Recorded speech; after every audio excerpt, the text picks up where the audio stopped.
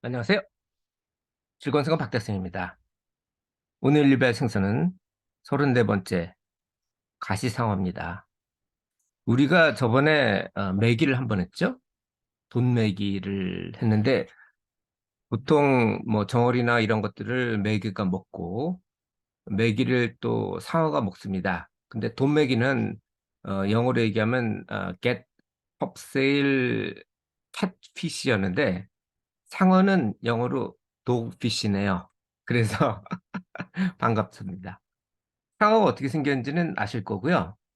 상어가 엄청나게 많아요. 우리가 알고 있는 뭐 일어로는 코이라고 상어를 부르죠. 영어로는 샥이라고 부르기도 하고 독피쉬 작은 것들은 독피쉬라고 부르기도 하는데 위험한 거로 알고 있는데 물론 위험한 정도 있어요. 예를 들어서 백상어리나 청상어리 같은 것들은 사람도 공격을 하죠. 근데 뭐 어류가 이렇게 똑똑한 편이 아니거든요. 돌고래 같은 경우는 똑똑하지만 상어는 그렇게 뇌가 발달하지는 않았습니다. 그래서 인간을 해하려고 하는 거 보기보다는 그냥 자기보다 적으면 고기들은 삼키려고 하는 경향이 있어요. 상어 같은 경우는 이빨이 있기 때문에 작아도, 아니 크더라도 이빨로 자를 수가 있잖아요. 그래서 덤비는 경향이 있습니다. 그래서 어, 상어가 나쁜 건 아니고 호랑이도 나쁜 건 아니죠. 자기는 그냥 먹고 살려고 하는 거죠. 우리가 돈 버는 거랑 똑같은데 다만 상어 중에 위험한 것도 있지만 위험하기보다는 그러니까 상어가 인간을 해하기보다는 인간이 상어를 해하는 경우가 더 많고 그리고 위험한 종이 상어에서 그렇게 많지 않습니다. 작은 것들은 위험하지 않고요. 큰 것들도 일부만 위험합니다. 그러니까 플랑크톤을 먹는 상어도 있거든요. 고래도 범고래 같은 경우는 고기를 먹지만 육식성이지만 수염고래 같은 경우는 플랑크톤을 먹어요. 그 수염이라는 게 뭐냐면은 바닷물을 입에 넣고 그거 갖다 걸러가지고 플랑크톤을 어, 먹는 거거든요. 그래서 크다고 해서 꼭 나쁜 거는 아니고 그리고 또 육식성이라고 해도 그게 어떤 악의가 있는 건 아니에요. 어쨌든 그렇게 따지면 또 모르겠습니다. 어쨌든 학명은 스쿠알러스 아칸티아스. 스쿠알러스는 여러분이 스쿠알렌이라고 해서 들어본 적 있을 거예요. 상어는 그러니까 물고기가 두 종류로 나뉩니다. 하나는 기름이 고기에 있는 게 있고 뭐 정어리나 이런 것들이 그렇죠. 그런 거는 기름지고 상어나 대구 같은 경우는 기름기가 간에 몰려 있습니다. 그래서 상어 같은 경우도 대구도 그렇고 고기는 담백하죠. 하지만 간에는 지방이 많습니다. 그중에 스퀄렌 같은 경우는 화장품으로도 쓰고 이러죠. 그 간류가 우리한테 필요한 어, 그런 영양분을 그 불포화성 지방이라고 그러나요?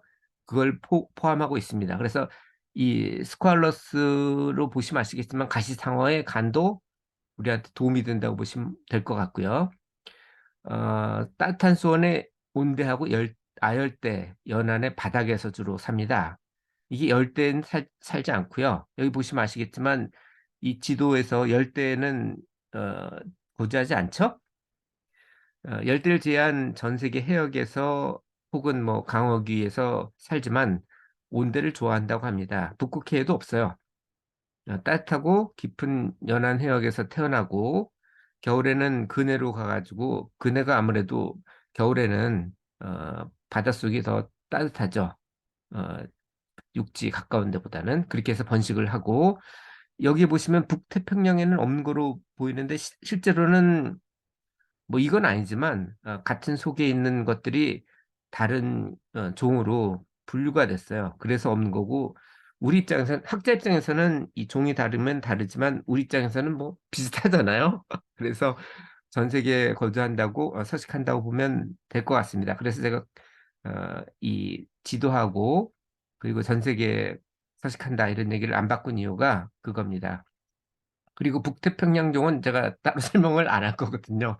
그래서 그렇게 설명드린 거고, 통명은 맞습니다. 전 세계에 서식을 하니까 그렇죠. 독피쉬부터 시작해서 독샥, 그레이피쉬, 퍼시픽 그레이피쉬, 퍼시픽 독피쉬, 스피나롤라, 캘리포니아 덕피쉬, 블루독, 커먼 스파이니 피쉬. 이게 나중에 보시면 아시겠지만 등지느러미에 어, 뭐죠? 가시가 하나 있어요. 그 좀 이따 설명드리겠습니다.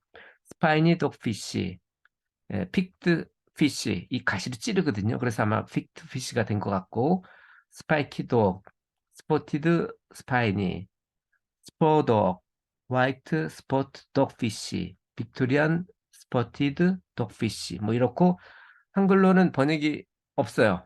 이게 그래서 제가 그냥 번역을 했습니다. 가시상어라고. 이 앞에 이 뭐죠? 머리가 길쭉하죠? 뾰족하다고 그래야 되겠네요. 이거는 입을 벌린 겁니다. 위에 보시면 아시겠지만 이빨, 상어는 이빨이 큰 게 유명하죠. 물론 상어도 플랑크톤을 먹는 종류도 있어요. 그런 경우는 이빨이 없겠죠.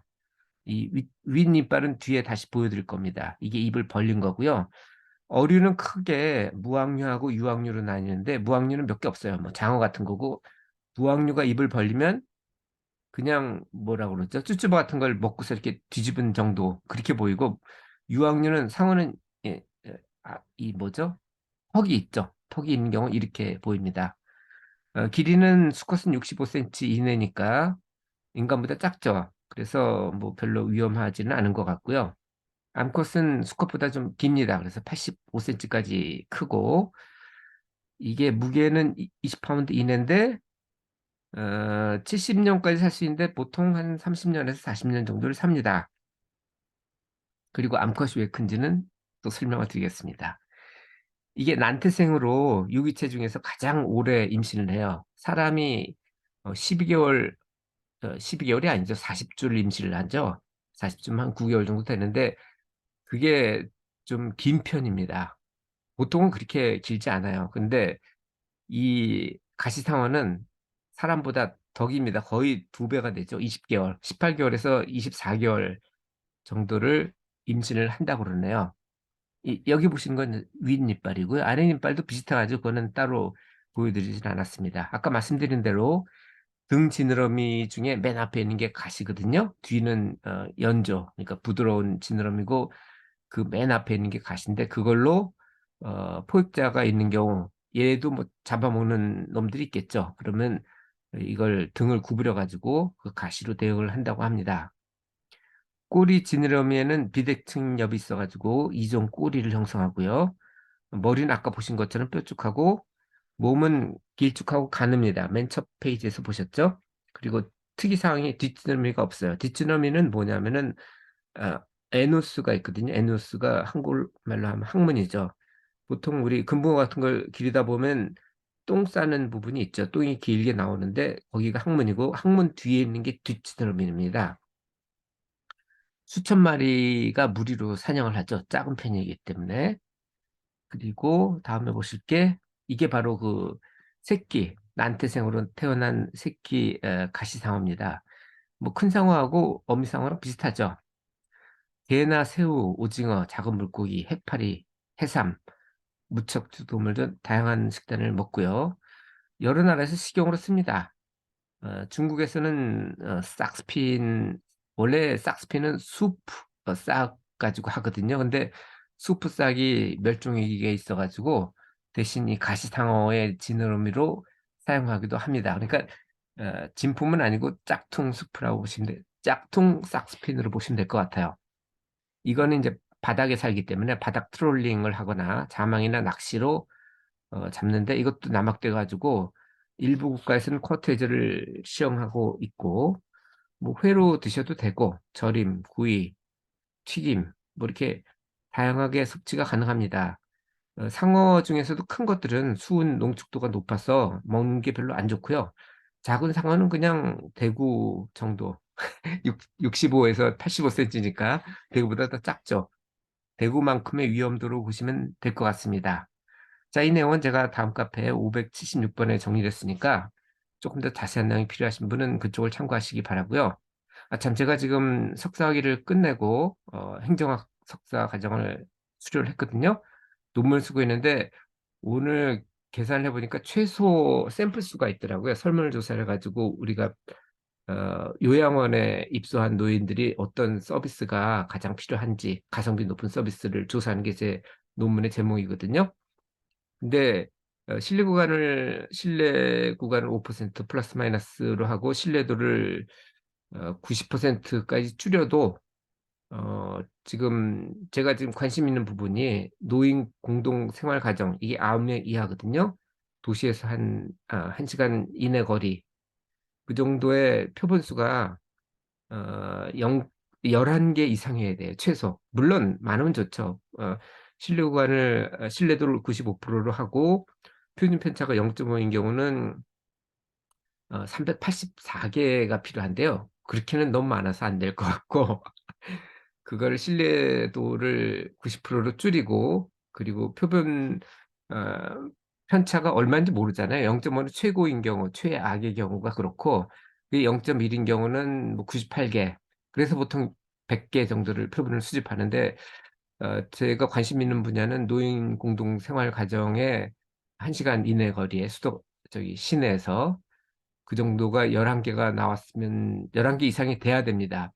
음, 표준 편차가 0.01인 경우는.